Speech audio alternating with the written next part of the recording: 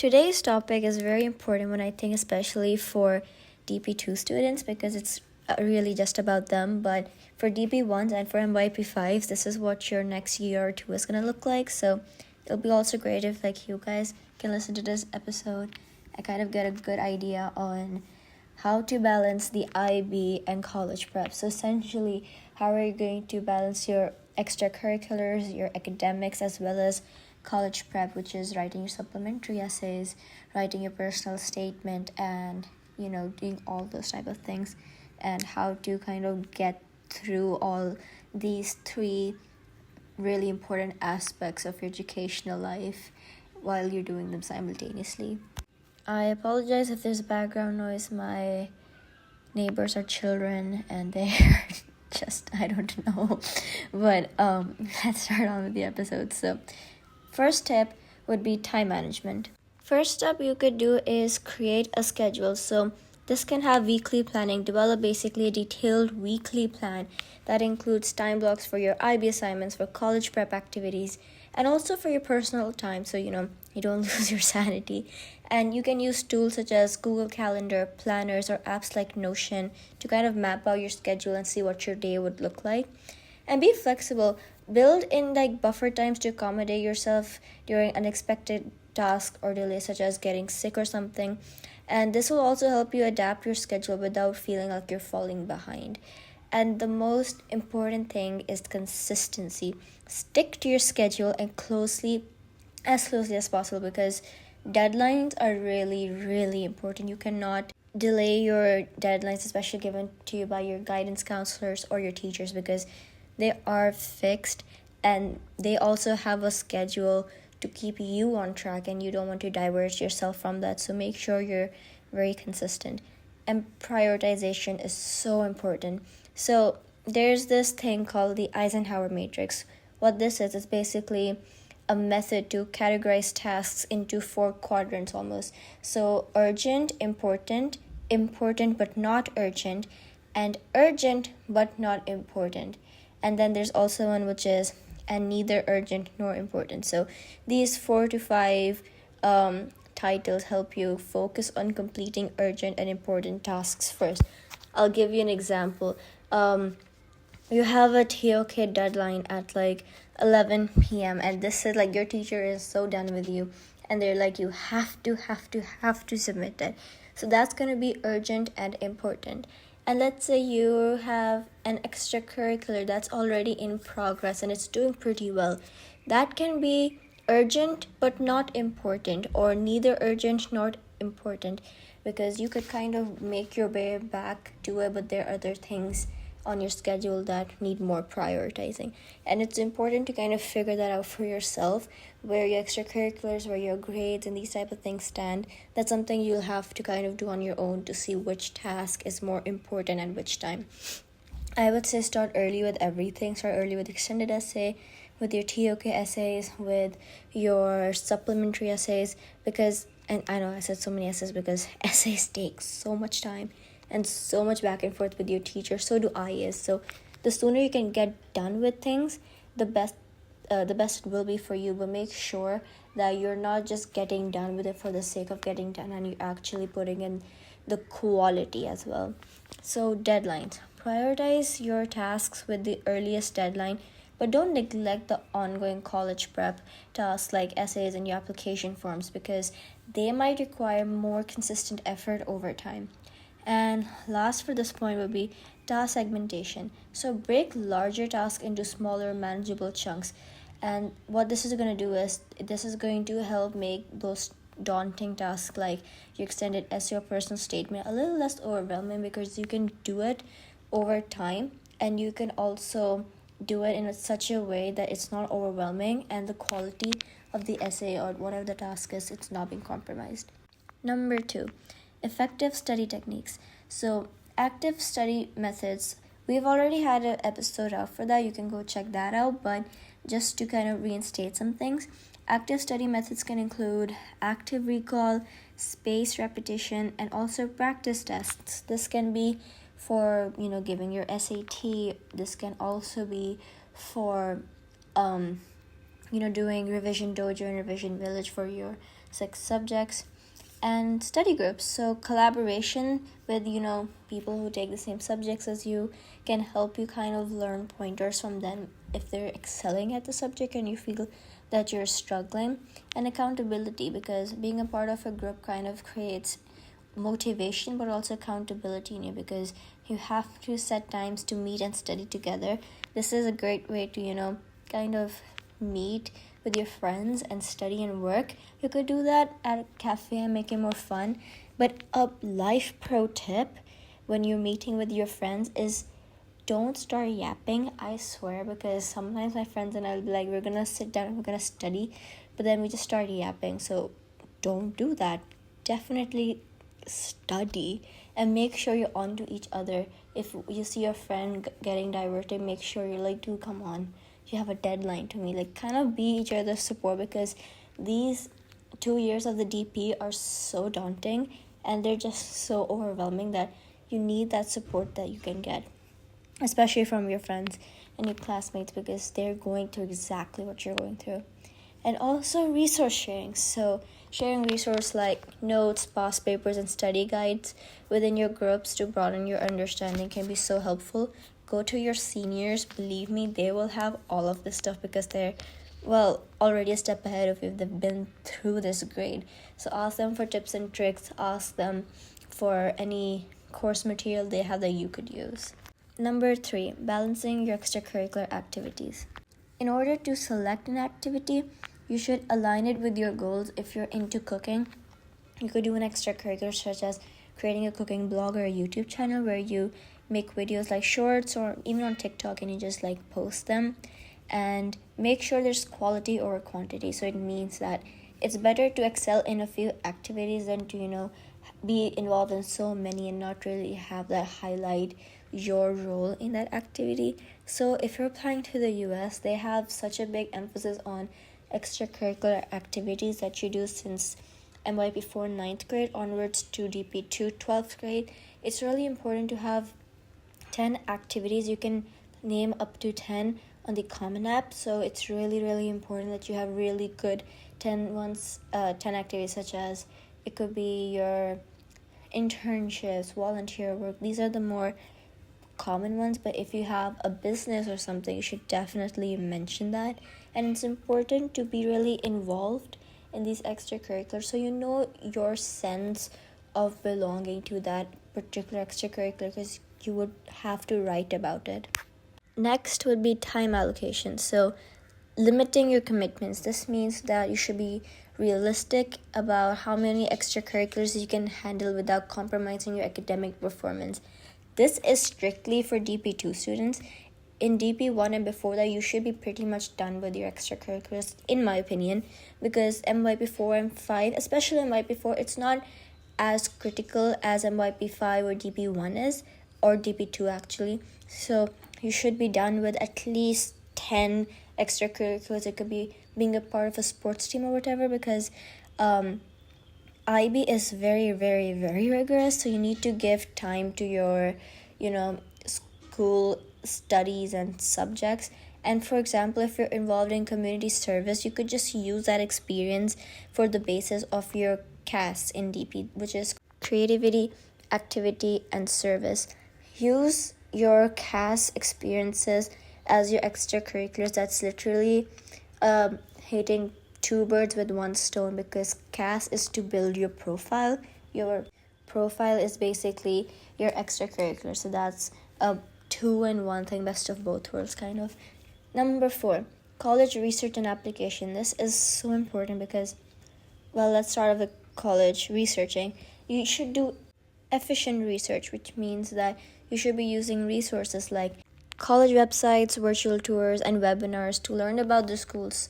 So create a short list of colleges based on your preferences, such as the ranking for your major and these type of things.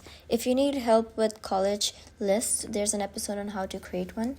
So you could go and check that one out if you're struggling with this, if you're in MYP5 or if you're in DP1 and kind of want an idea of where you should be. And if you want to shortlist and finalize your college list in DP2, then you can go and check that out for that reason. And stay organized and do organized documentation. This means that keep a spreadsheet to track your deadlines, your requirements, and application components for each college. This can help you stay organized and ensure that you don't really miss any of the important requirements that the university must have. Second subtopic would be application components. So first up would be the essays. Start your essays early. Cannot emphasize on that enough. Draft multiple versions if needed and seek feedback from your teachers, your counselors, or your mentors. The personal statement in particular, for example, it's a key part of your application, so it's worth investing time in.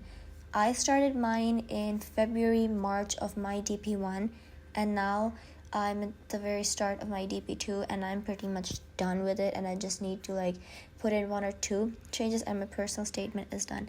It's good that I started that in DP1 so I don't have any issues having to cram write, if that makes sense, because now I can focus on other essays in my DP2 year.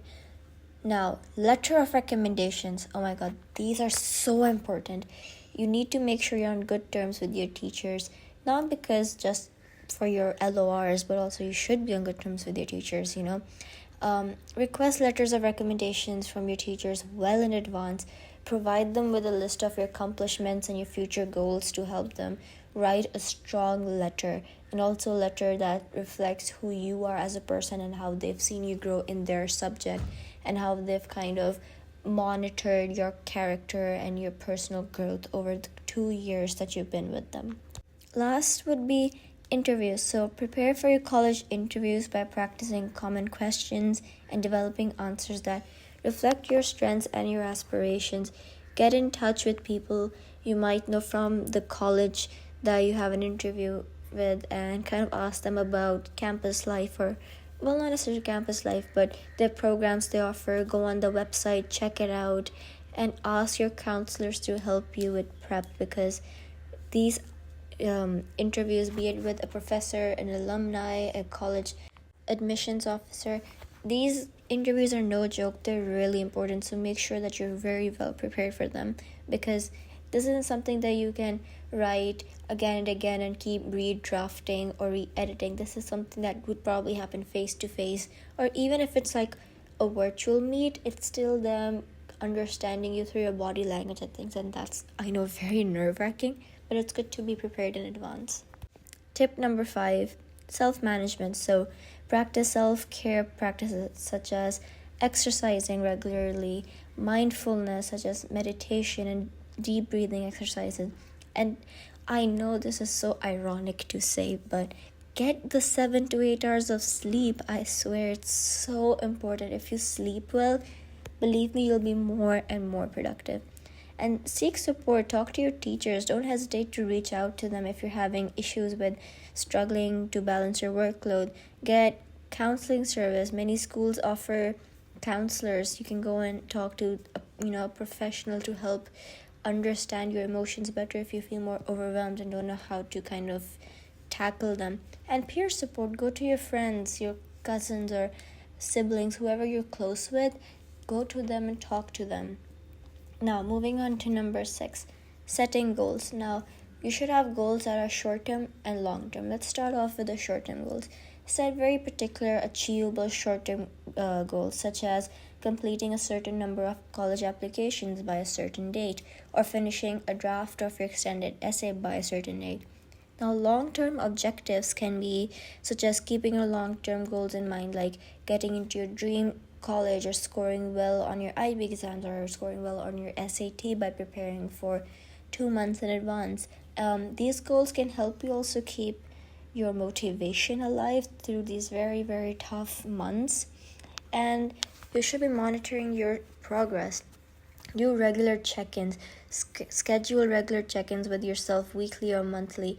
Again, with the spreadsheet, you can go and check that and have a very visual representation of if you've been doing well with keeping up with the deadlines that your teachers have set for you, counselors, and yourself.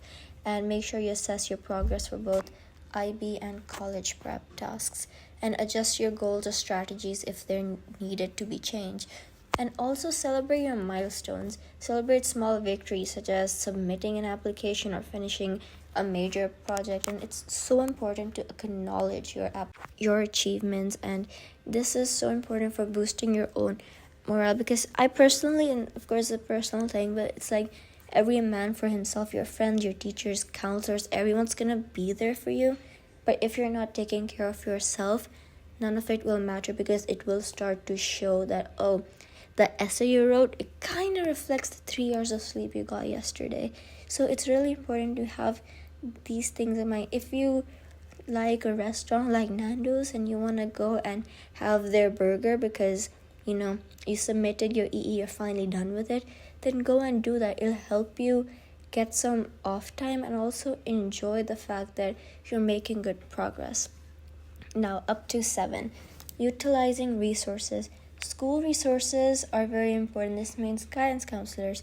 Meet with them regularly, discuss your college options, your application strategy, and any challenges you're facing. Go to the library, utilize your school's library for study material, a quiet place to study in your free periods, and even for research, because they'll have a lot of books over there that you could probably make a lot of use of. And tutors, if you think you're struggling with a particular subject, you should definitely reach out to your parents and ask them to get you a tutor, because it'll probably help you benefit by securing a score that you probably wouldn't if you keep on struggling. And you can also go to your teachers for extra help and extra time, extra tasks given. Now on to online tools. What you can do is you can use organizational apps such as Notion, mentioned earlier. You can use apps like Trello or To-Do List to keep tracks of your tasks and your deadlines. These tools can help you stay organized and also ensure that you don't miss important dates. I use the reminders app on my phone quite often, and it helps me stay on track. So just speaking from experience, it kind of does help. Study resources. So use websites like Khan Academy, Coursera, or Revision Dojo and Revision Village to help you, practice questions and things. If you need help with IB resources, the first episode of the podcast was about that. So you can get a lot of good suggestions from that podcast episode. And also, to continue, college prep tools. There are a lot of platforms like the Common App or the UCAS to streamline the application process. Make sure you can utilize all the features to manage your application efficiently. And now, last point, number 8, balancing a social life.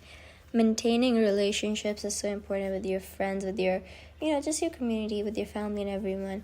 Communication is really important. Have open lines of communication with your friends and your family, and let them know when you're busy and when you're available, when you're able to hang out, or maybe when you would rather reschedule. And quality time, even if you have a packed schedule, set time aside for social activities. And by social, I don't necessarily mean social media. I mean, go hang out with your friends, hang out with your family, maybe go to a nice restaurant or something that helps you feel a little more cheerful. Leaving the house and leaving the school building, well, don't leave in between school, obviously, but once you're done with school, going out with your friends somewhere can be very refreshing. My friends and I do that after the last day of the exams. Once our exams done for and the break starts, we go to a nice restaurant and we just chill and hang out.